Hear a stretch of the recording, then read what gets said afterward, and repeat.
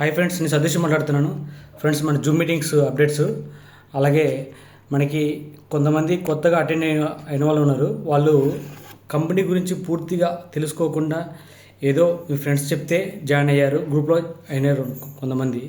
వాళ్ళందరికీ information catch చేయలేదు అనుకుంటున్నాను.